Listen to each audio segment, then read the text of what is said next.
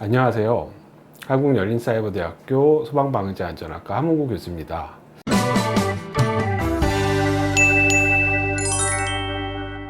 자, 오늘은 태풍에 대한 얘기를 좀 해볼까 하는데요.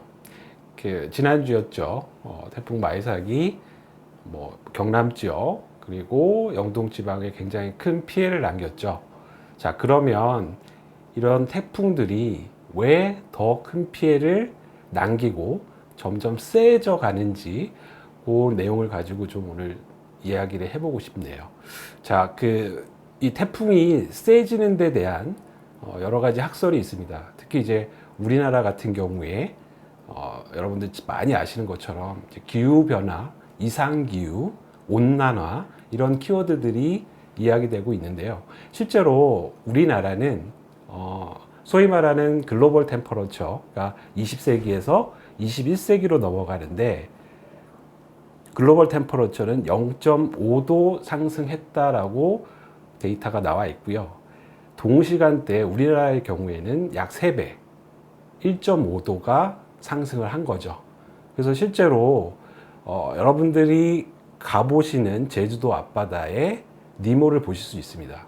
이미 아열대화돼서 소위 말하는 지구온난화, 기후 변화에 대한 직격탄을 받고 있다. 그런 세상에 살고 있다라고 말씀을 드릴 수가 있을 것 같고요. 자, 그럼 다시 태풍에 대한 얘기로 돌아와서, 자, 여러분이 아시는 것처럼 실제로 태풍은 저 남태평양, 굉장히 따뜻한 바다죠.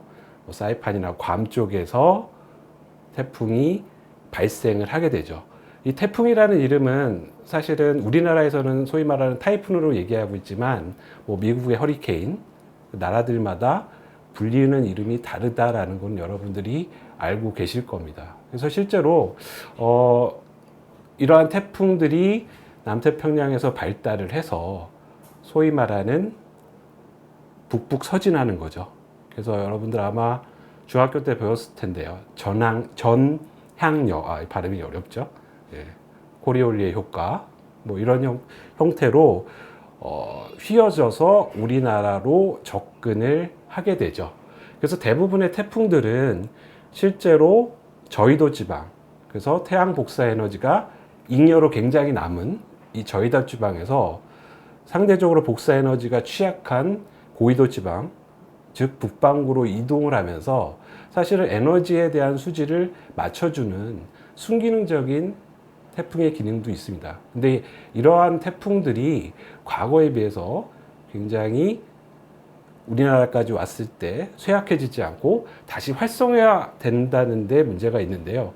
이것은 실제로 우리나라에 와서 다시 따뜻해진 해수면에 따라서 에너지를 수렴해서 이 태풍이 더 강성해지는 이런 특성을 보여주고 있다라는 거죠. 그래서 앞으로 이런 것들은 우리나라의 해수면 온도, 즉 기후 온난화에 따라서 계속해서 발생될 그럴 공산이 굉장히 크다고 말씀드릴 수가 있겠습니다. 태풍의 특성 이런 것들은 실제 여러분들이 보는 화면에서 좀 참고를 좀 해주시면 좋을 것 같고요. 태풍에 대한 피해 부분을 조금 말씀드릴 필요가 있는데 그 중에 하나가 2003년 9월 12일부터 13일까지 영향을 미친 태풍 매미라고 말씀을 드릴 수가 있겠습니다. 그래서 여러분들이 실제로 뉴스라든가 이런 걸 볼 때 태풍 매미에 대한 얘기를 많이 들으셨을 거예요. 실제로 이 태풍 매미는 기상청 관측 이래 최대 풍속을 자랑하고 있습니다. 그래서 54m/s를 갱신을 했고요. 실제로 한라산 같은 경우에 순간속도 60m/s를 기록한 적도 있습니다. 그래서 실제로 60m/s 정도 되면 오즈의 마법사에 나오는 그 도로시가 하늘로 날아가는 정도의 그러한 위력이라고 말씀을 드릴 수가 있을 텐데요. 실제로 이 태풍 매미일 때요, 한반도의 해수면 온도가 약 28도, 굉장히 높은 해수면 온도를 유지하고 있었다라는 그런 상태였죠. 그래서 앞서 말씀드린 이런 우리나라 남해안에 와서 다시금 에너지를 수렴해서 태풍의 세기가 더 커지는 그런 효과가 나타났다라고 말씀드릴 수가 있겠습니다. 그래서 실제로 태풍 매미 때문에 사망 실종이 132명, 이재민이 한 6만여 명 발생한 초유의 태풍이었고요. 앞으로 이런 그 매미와 같은 태풍들이 계속해서 우리나라에 영향을 미칠 거라고 많은 학자들이 얘기를 하고 있습니다. 지난번 며칠 전에 그 마이삭 태풍이 왔을 때 우리나라의 그 경남 지방, 특히 뭐 해운대 지방에 대한 피해를 여러분들이 아마 뉴스에서 많이 보셨을 텐데요. 해운대 소위 말하는 그 굉장히 고급 주거 지역이 있죠. 그래서 뭐 마린시티라든가 굉장히 초고층 건물들이 많이 산지하고 있는데요. 여기가 사실은 굉장히 직격탄을 받았습니다. 그래서 한 가지 제가 꼭 오늘 얘기를 하면서 말씀드리고 싶은 주제가 있는데, 실제로 태풍이 에너지를 발산하는데 두 가지 타입이 있는 거죠. 첫 번째는 소위 말하는 강풍형. 그래서 태풍이 갖고 있는 에너지가 대부분이 바람 에너지로 강풍으로 영향을 주는 태풍이 있고요. 또 한 가지는 굉장히 수증기를 많이 머금고 있는 호우형 태풍이 있습니다. 그래서 매미 같은 경우는 이 두 가지를 다 가지고 있는 그런 태풍이라고 기록이 되어 있고요. 지금 마이삭 같은 경우에도 지금 매미와 같은 굉장히 높은 풍속의 강풍과 굉장히 많은 수증기를 가진 것으로 이렇게 나타나고 있습니다. 그래서 대부분이 이제 태풍이 오면 여러 가지 재난 중에서 이 자연재난, 특히 이 태풍 같은 경우는 실제로 브로드캐스팅이 가능하다는 겁니다. 실제로 예경보가 가능한 재난이죠. 지진하고 양상이 굉장히 다릅니다. 그래서 여러분들이 실제로 뉴스상에서 일주일 전부터 태풍에 대한 경로를 확인을 하실 수가 있죠. 자, 그런데 이렇게 예경보가 가능한 태풍이지만 실제로 이 풍화중에 대한 부분을 핸들링하기는 굉장히 어려운 게 사실이거든요. 자, 그래서 제가 한 10년 전 기억이 있는데요. 그때 아마 어떤 그 볼라벤이라는 태풍이었습니다. 정확하게 제가 연도는 기억이 안 나는데 한 번은 친구들하고 술을 마시고 제가 한 12시쯤 집에 귀가했어요. 그랬더니 우리 집사람이 저에게 테이프와 가위를 손에 쥐어주더군요. 이게 뭐냐고 물어봤더니 태풍이 올 거고 태풍의 풍화중이 굉장히 세다고 한다더라. 그래서 당장 그 발코니 창문에 테이프를 X자로 붙여라. 네, 그래서 졸지에 테이프를 붙이게 됐는데 제가 그랬죠. 아, 내가 전문가인데 누가 그런 소리를 하냐. 뉴스에 나왔다는 거예요. 네. 그래서 이거는 전혀 효과가 없다라고 얘기를 했지만 이 부분은 전문가로서 받아들여지지 않고 술 취한 남편의 의견으로 그날 저는 결국 테이프를 X자를 붙이고서야 취침을 할 수 있었는데요. 국립재난안전연구원이라는 곳이 있습니다. 그래서 실제로 그 태풍이 왔을 때를 모사하는, 아마 여러분들 뉴스에서 보셨을 텐데요. 풍화중 실험을 합니다. 그래서 실제로 태풍과 같은 그러한 풍속을 유지시켜 놓고 유리창이 얼만큼 견디는가에 대한 실험을 했습니다. 그래서 다양한 변수, 여러분들이 많이 알고 계시는 X자로 테이프를 붙이는 거, 젖은 신문지를 붙이는 다양한 실험을 했는데 결론은 여러분이 아시는 것처럼 아무 효과가 없다라는 거죠. 그래서 절대로 힘들게 테이프를 붙이시면 안 되고요. 지금 10년이 지난 지금도 저희 집에는 X자로 테이프가 붙여져 있습니다. 굉장히 떼기도 방리하기도 굉장히 어렵고요. 그래서 실제로 국립재난안전연구원에서 하는 풍화중 실험에서 봤더니 결국은 뭐 실제로 틈에서 발생하는 진동이라든가, 그죠?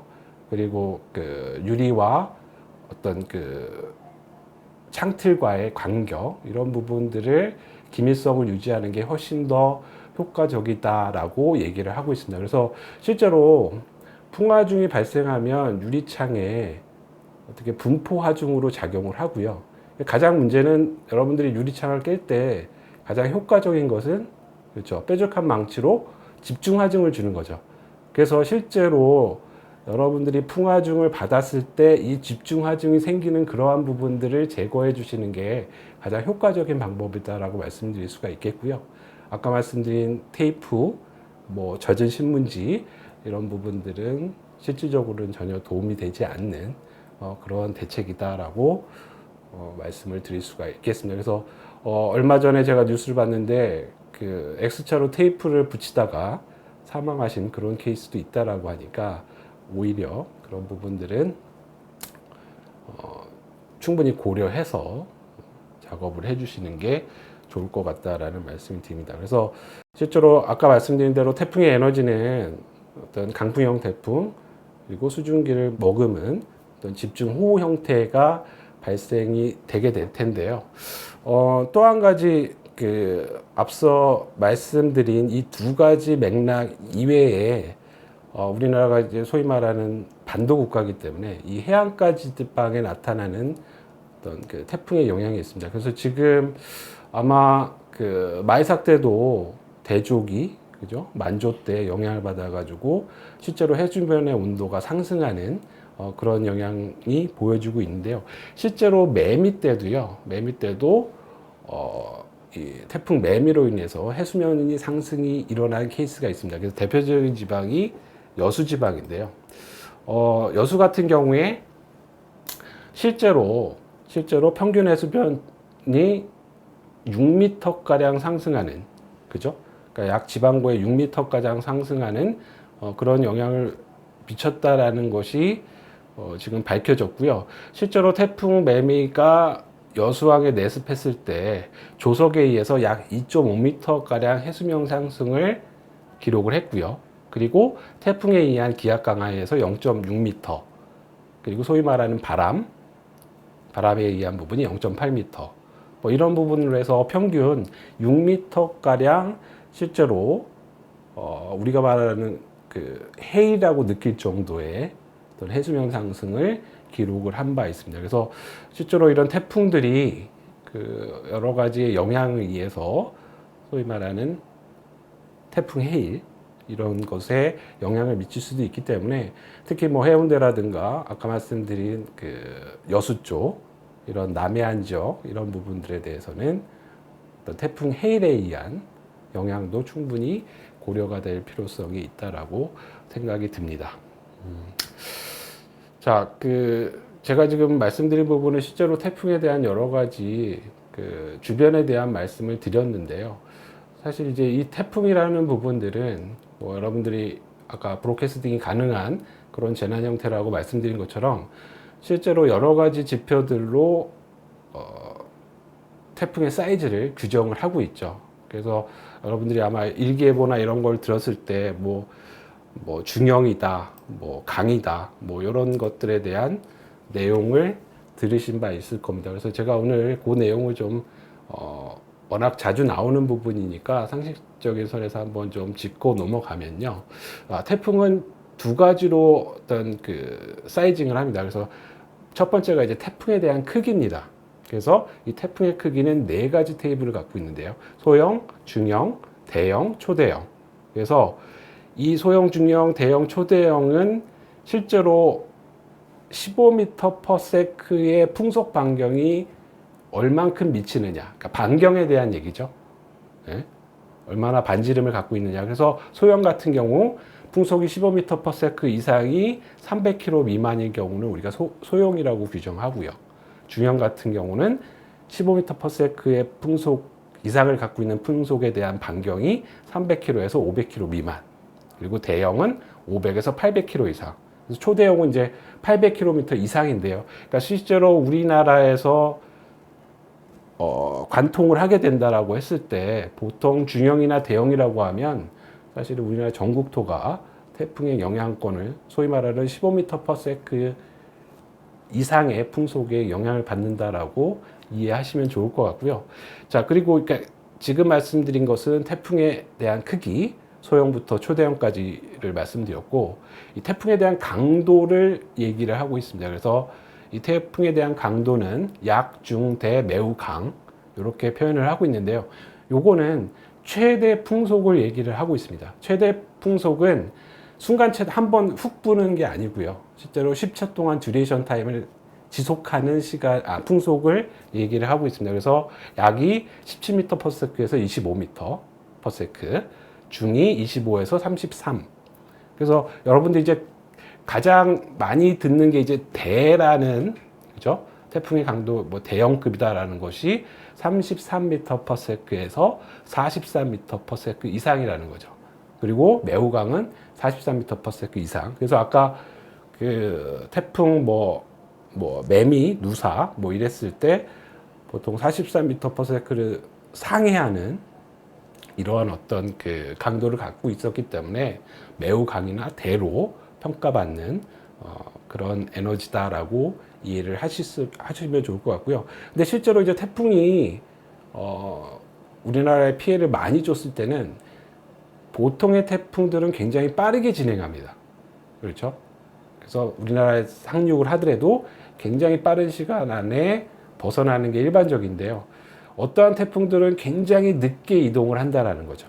그랬을 때 이제 가장 많은 피해를 주는 그런 태풍으로 기록이 되고 있다라는 부분. 그래서 사실은 우리가 태풍을 얘기할 때 아까 말씀드린 데 크기에 대한 레인지, 그리고 바람에 의한 강도에 의한 레인지 이외에 태풍이 이동하는 속도, 이 부분도 사실은 태풍에 대한 영향 안에서 고려해야 될 요소 중에 하나다라고 기억을 해주시면 좋을 것 같습니다.